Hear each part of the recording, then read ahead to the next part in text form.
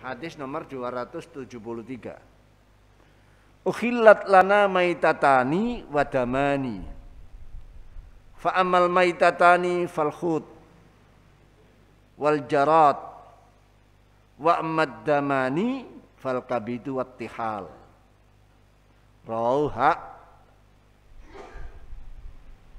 Rauha kaf ya, hak Ibnu Majah, Imam Hakim, hak qaf Imam Baihaqi, an Ibnu Umar bin Khattab, dari sahabat Abdullah bin Umar bin Khattab. Juga riwayat Imam Ahmad ya.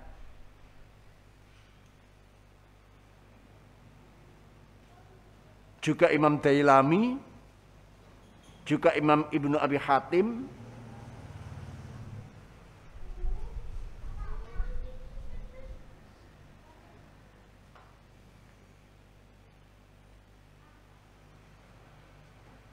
ukhillat qala Rasulullah sallallahu alaihi wasallam ukhillatin halalaken. Ukhillatin halalaken lana ketika kita ma'asyira al-muslimin. Lana ketika kita ma'asyira al-muslimin. Apa maitatani batang luru. Apa maitatani batang luru, ada dua bangkai yang halal. Ini masih dibuat ibham, samar. Bangkai itu apa? Bangkai apa dua itu? Belum disebutkan nanti. Wadamani lan getih loro.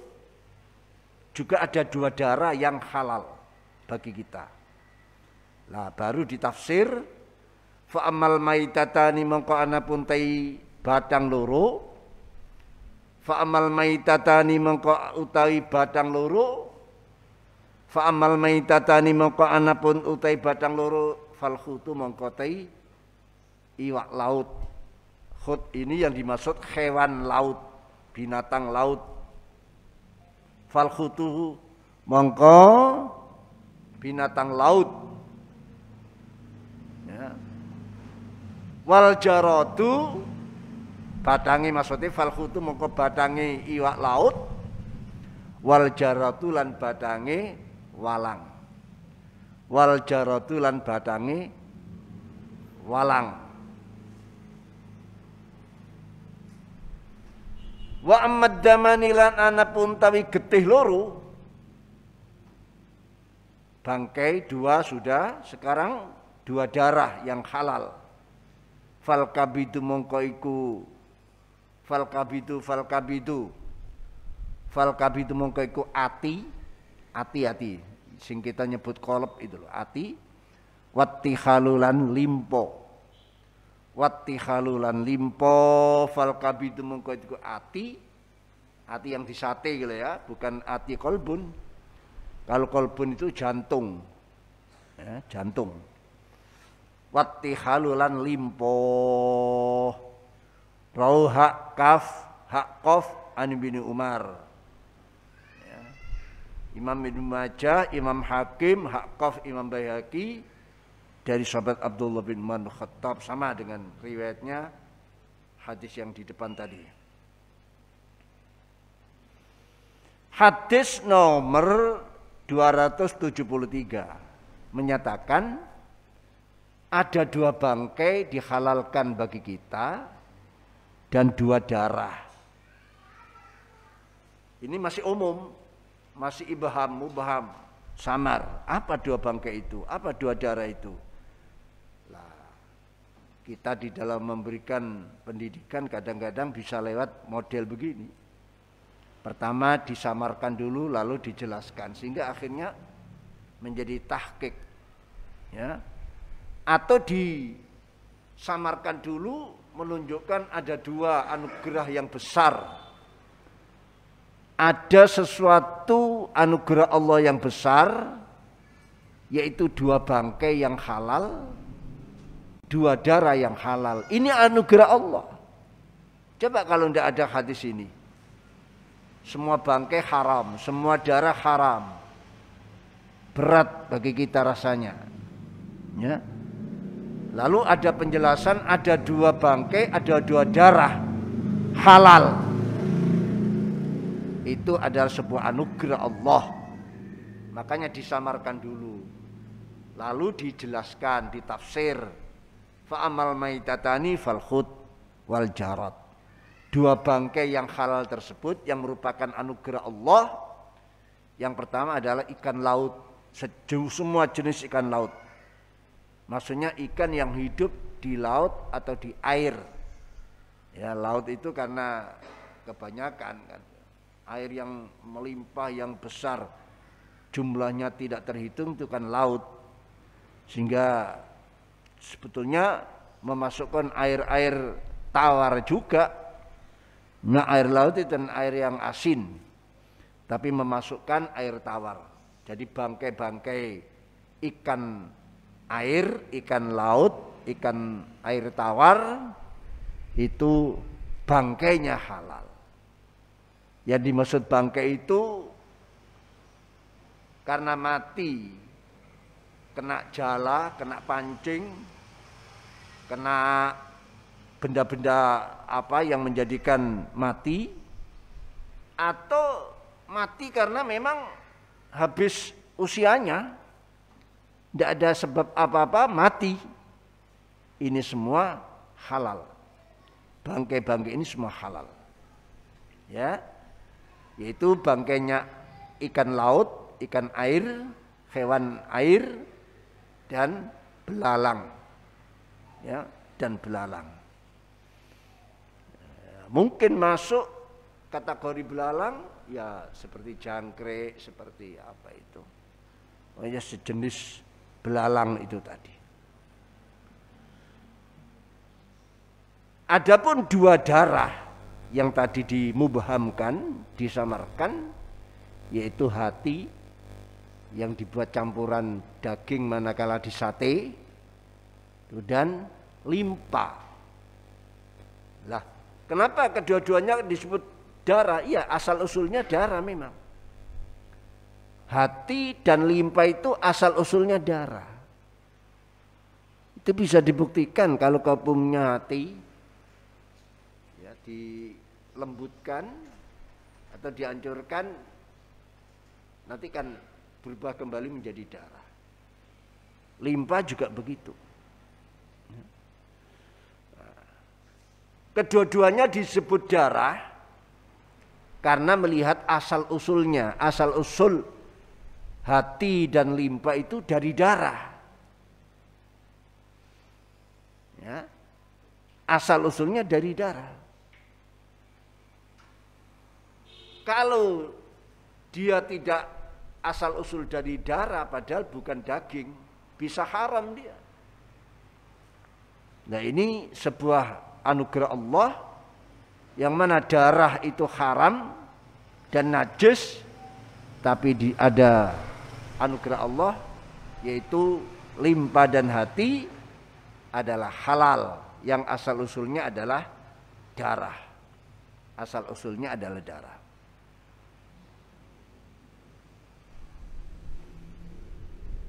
Kalau tidak ada hadis ini, maka limpa dan hati ini bisa masuk pada ayat hurrimat alaikumul maitatu waddamu dan seterusnya. Al-Maidah ayat 3 itu. Diharamkan bagi kalian bangkai dan darah. Padahal limpa dan itu asal darah. Tapi ini anugerah Allah dijelaskan melalui lisan Rasulullah SAW. Ini menghalalkan dua bangkai dan dua darah.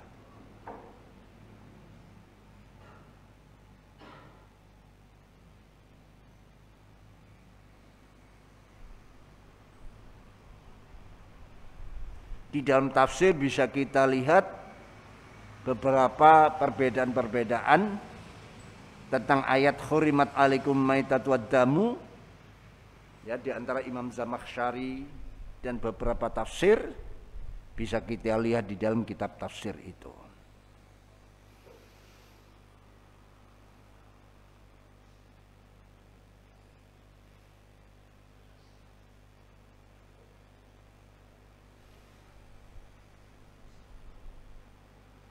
Banyak riwayat-riwayat hadisnya ini Wa bi ilaikal qala Rasulullah sallallahu alaihi wasallam ikhlifu padha sumpah sira kabeh. Ini perintah tapi menunjukkan sunat, bukan menunjukkan wajib. Ikhlifu padha sumpah sira kabeh billahi kelawan asma Allah. Maksudnya dengan nama-nama Allah, Asmaul Husna, atau sifat-sifat Allah. Wa barru lan gaya bagus sira kabeh. Wa barru lan padha gaya bagus sira kabeh. Birrul walidain itu kan artinya ngabekti wong tua loro gawe bagus. Barra ya barru ya. Wa barru lan padha gawe bagus sira kabeh. Wasduku lan padha bener sira kabeh. Wasduku lan padha bener sira kabeh. Fa innallaha sene Allah taala. Fa innallaha sene Allah taala yuhibbu demen sapa Allah ayyuh khlafa yen ta digawe sumpah sapa wiklan Allah. Ayyuh khlafa yen ta den gawe sumpah sapa bi kelawan Allah. Rauh lam ya, rauh lam Abu Nu'aim dalam kitab Khilyah, juga Imam Dailami an Ibni Umar bin Khattab, saking sahabat Abdullah bin Umar bin Khattab. Jadi perawinya hadis ini Abu Nu'aim ya, Imam Dailami dari sahabat Abdullah bin Umar bin Khattab.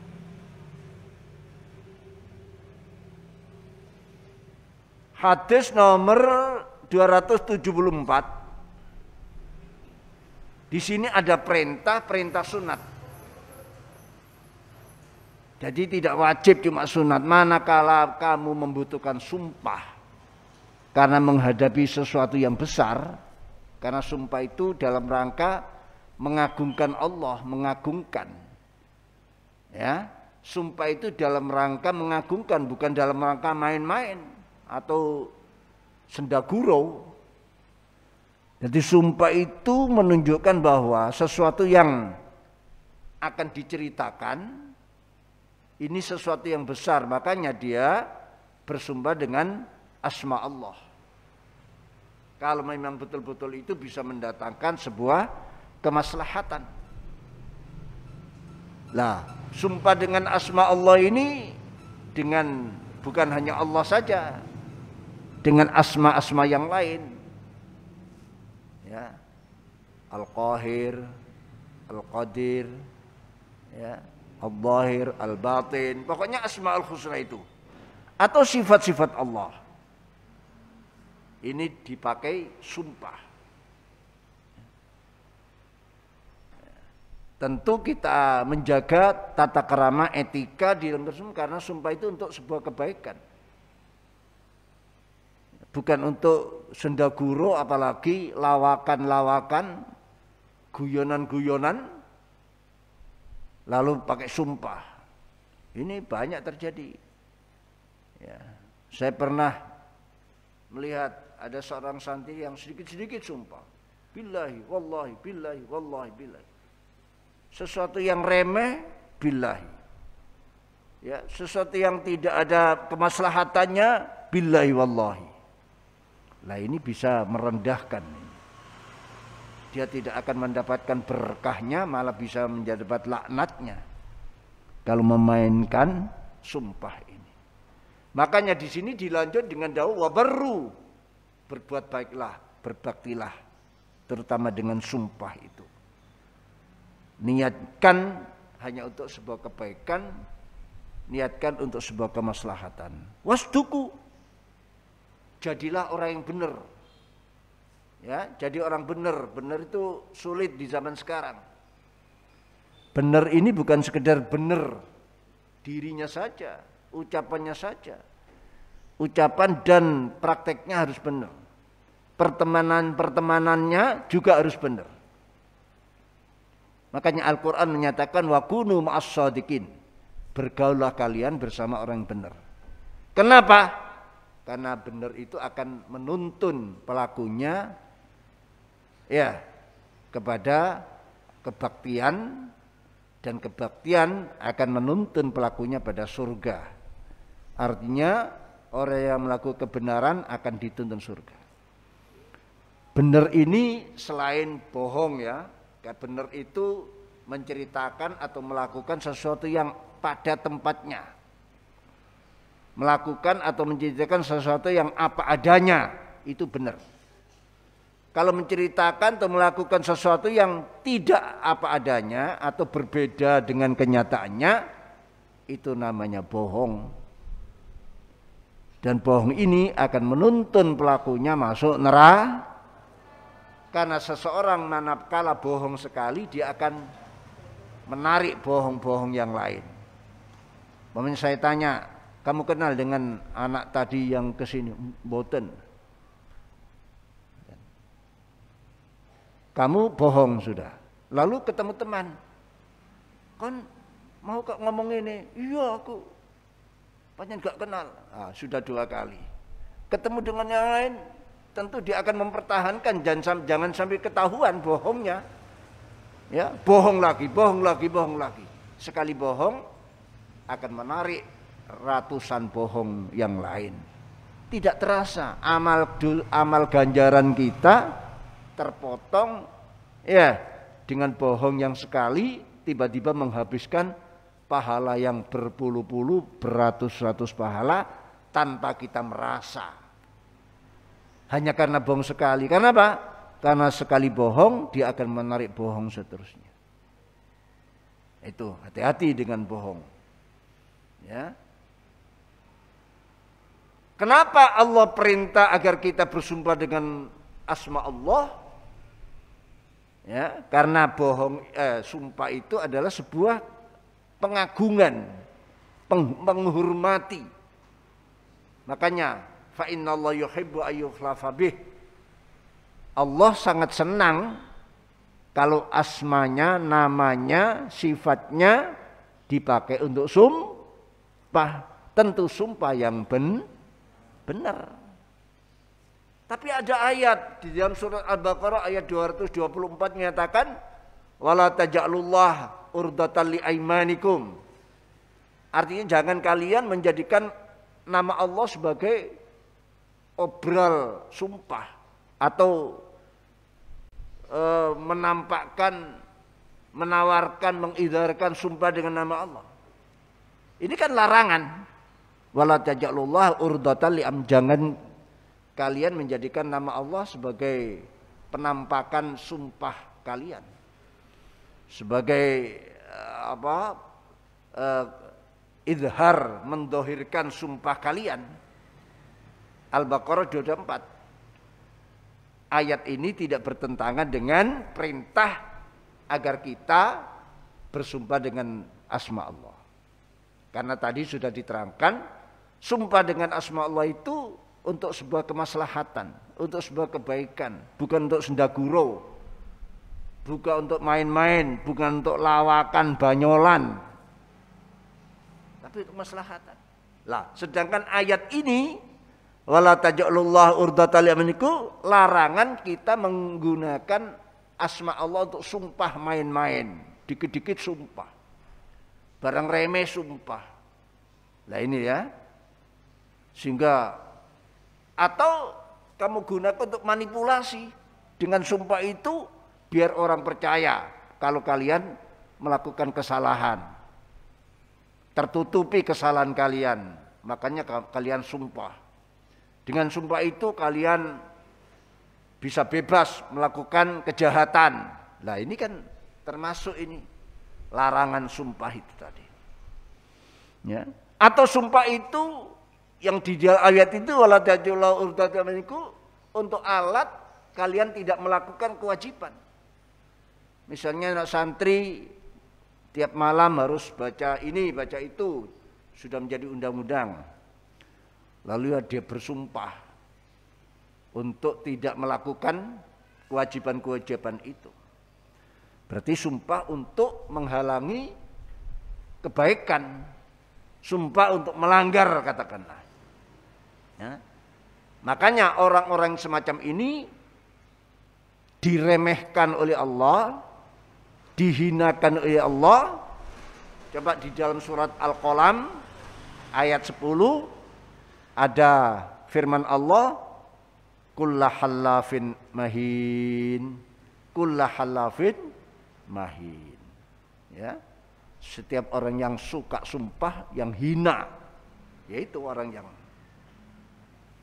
Jadi kalau tujuan kita bersumpah adalah menuju sebuah ketaatan, sebuah taqarruban ilallah, sebuah kemaslahatan, atau sumpah kita ini bisa mendorong orang lain melakukan kebaikan, maka sumpah ini masuk sumpah yang disunatkan, diperintahkan itu tadi.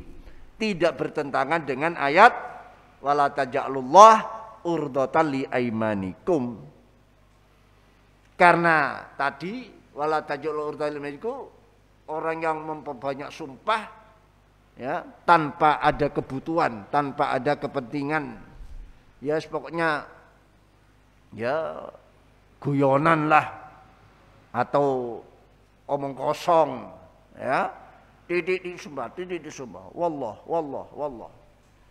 nah, ini jangan ya, karena Allah itu sumber dari segala kekuatan, zat yang menciptakan, menyelenggarakan segala kebutuhan kita, Jalla Jalaluh, harus kita sesuaikan, harus punya etika. Wa bi'ilaqal, ini hadis riwayat Abu Nu'aim ya, juga Imam Dailami. Wa bi'ilaqal qala Rasulullah sallallahu alaihi wasallam, ikhliku pada cukura sira kabeh.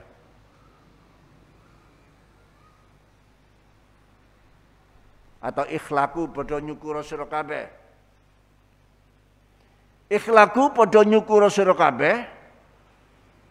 Kullahu, ikhlaku pada nyuhu ing rambut atau sa'ru ra'si. Ikhlaku pada nyukura sira kabeh hu ing sya'rar ra'si, buat sendiri. Kullahu ya sekabeh sya'rar ra'si. Gundul lah. Gundul kalian. Jadi ikhlaquhu kullahu.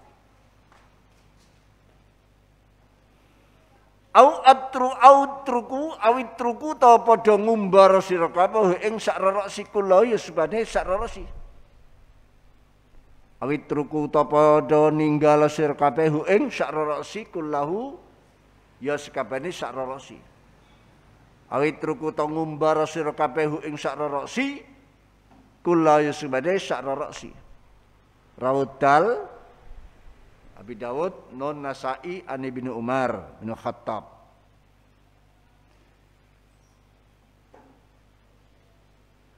Ikhlikuhu kullahu awitrukuhu kullahu. Ikhlikuhu nggundulo sira kabeh ing sarasi kullahu sing sarasi awitruku ta ngumbar sira kabeh makna lain. Kullahu sing sarasi. Riwayat Abi Dawud, Nasa'i, Ibnu Umar. Jadi riwayat hadis ini riwayat Abi Dawud dari Ibnu Umar. Di saat itu Rasulullah Shallallahu Alaihi Wasallam melihat ada seorang anak kecil mencukur separuh atau sebagian rambutnya. Nah, sekarang model itu, ya, ini loh model-model rambut. Cukur sebagian, disisakan sebagian yang lain, kadang dicukur ada kuncungnya itu.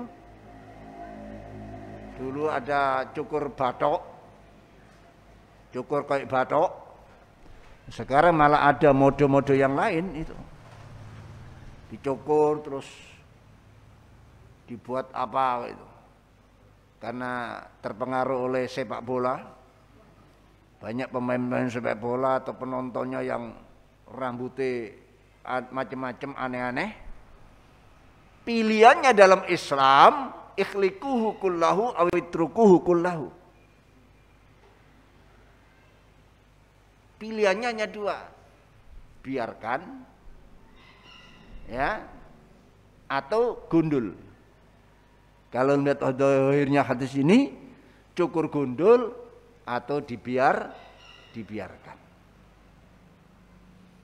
Tapi tetap merapikan itu tetap. Jangan diartikan membiarkan itu lalu sakarepe. Seperti kehidupan orang-orang hipis. Tahu orang hipis? Wis rambutnya dibiarkan ndak karu-karuan. Bahkan ndak mandi, ndak apa, karena ingin bebas, merasakan happy. Hidup yang happy. Ya. Ada. Tapi yang rapi, Islam itu rapi, Islam itu jamil, Islam itu indah. Ya. Jadi kalau memperindah, tidak apa-apa, nyukur dalam rangka memperindah. Yang di sini itu perintah agar mencukur gundul atau membiarkan itu karena dulu itu ada kebiasaan adat-adat yang dilakukan, bahkan mungkin berbau-bau mitos, berbau-bau keyakinan, ya, orang-orang agama lain itu kebanyakan seperti itu.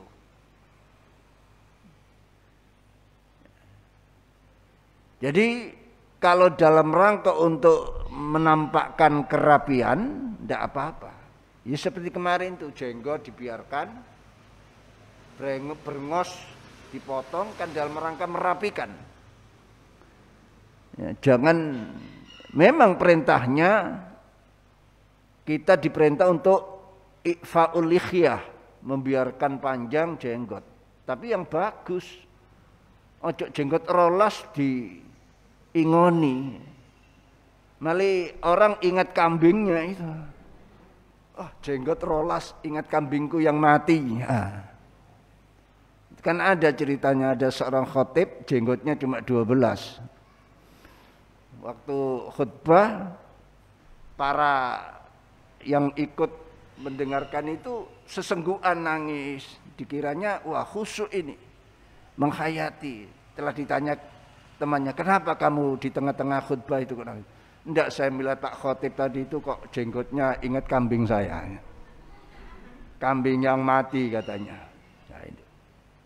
Jadi dibiarkan tapi dirapikan. Brengos kan. Saya itu sebetulnya pingin juga punya jenggot yang lebat.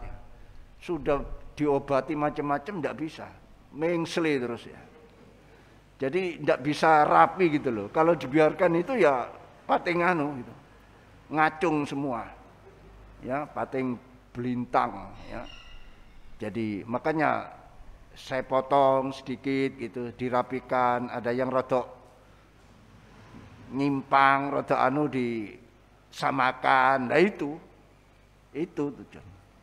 Sudah dulu masih muda cari obat jenggot, brengos itu sudah. Ya, tapi tidak bisa rapi-rapi ya. Nah, ya artinya itu tadi termasuk apa? Jenggot 11 itu tadi. Atau jenggot 12. Ya 11-12 lah. Nah itu. Jadi ya diingoni titik-titik. Kalau panjang, saya panjangkan. Khawatir nangis semua santri-santri. Ingat kambingnya. Jadi itu pilihannya. Tapi ini tidak menafikan untuk merapikan. Karena Islam itu indah.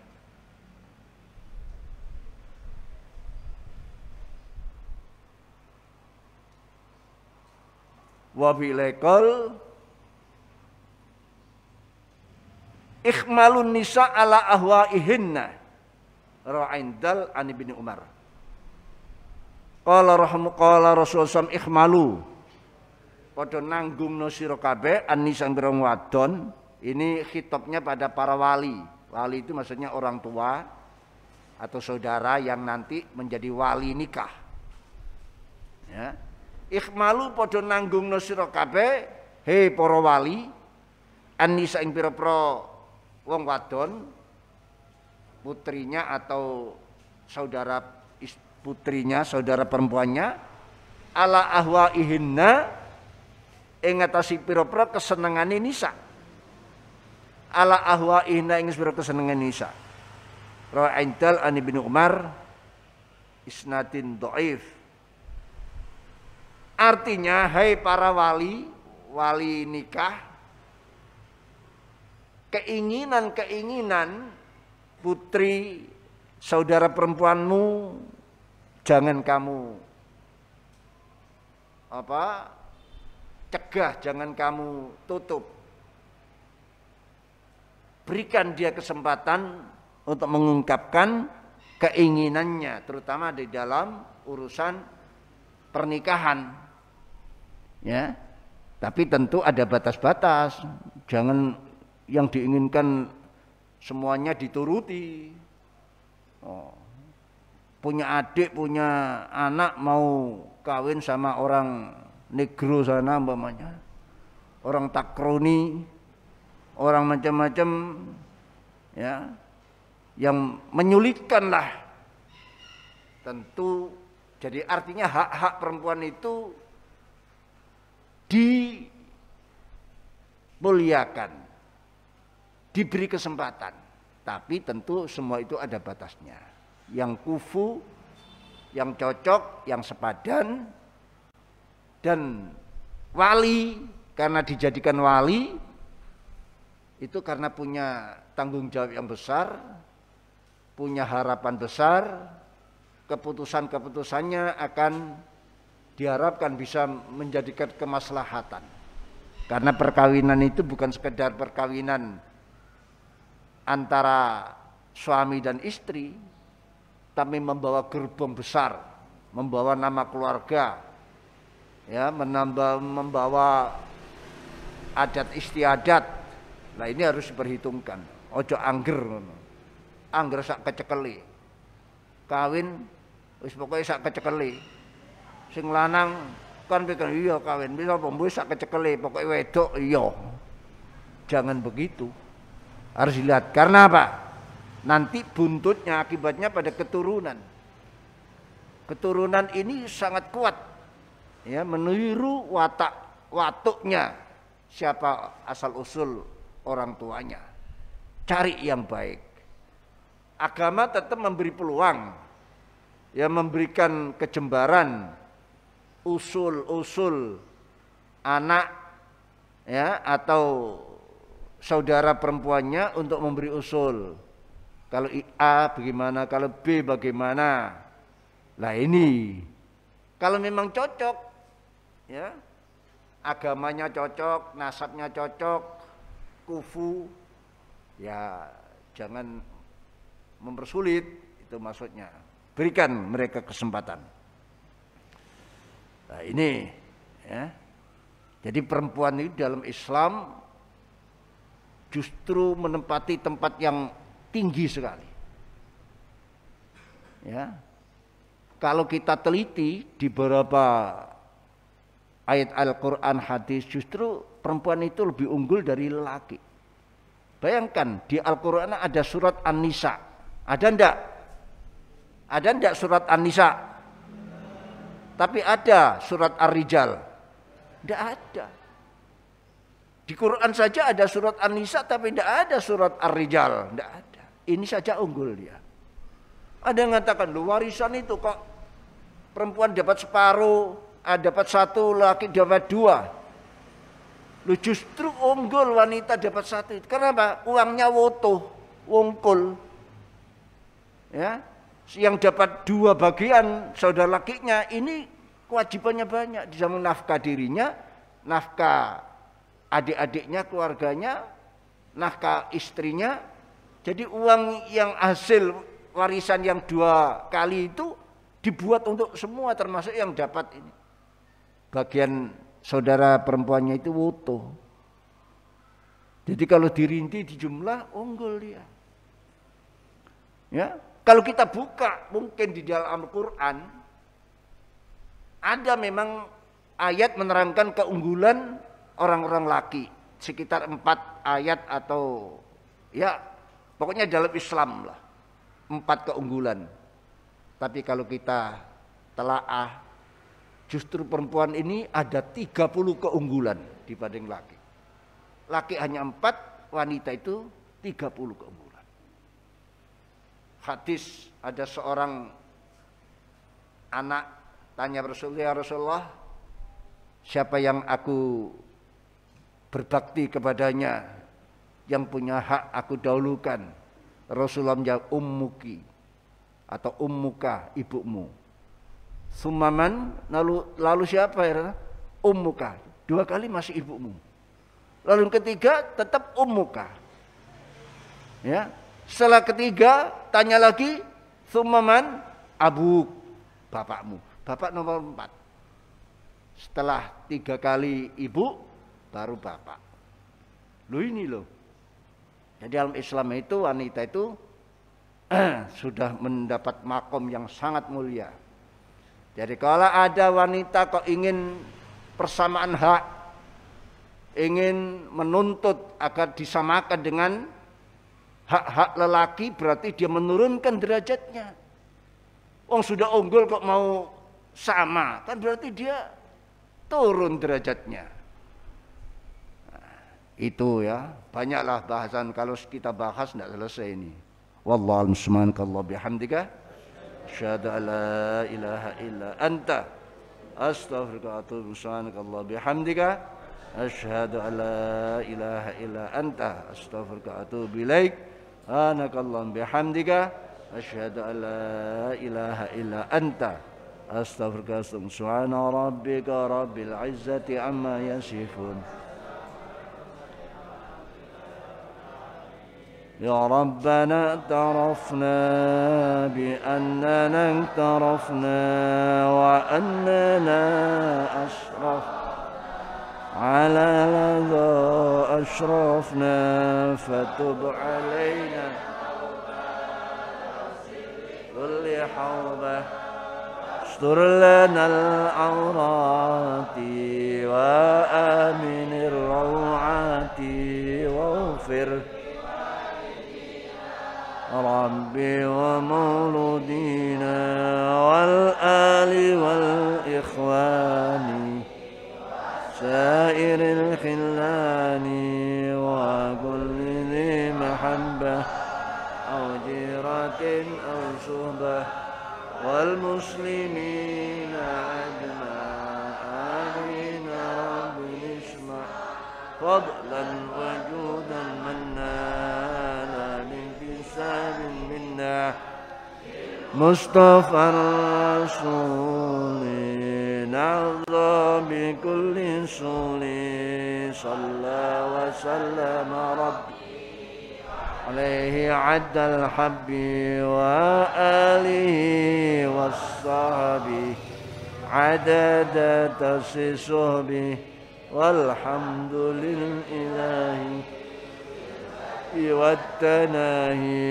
اشتدي أزمة قد آذن ليلك بالبلد وظلام الليل له سرج يغشاه أبو السرج نحن بالله عزنا والحبيب بهما عز نسلنا لا بجاه ومنصب كل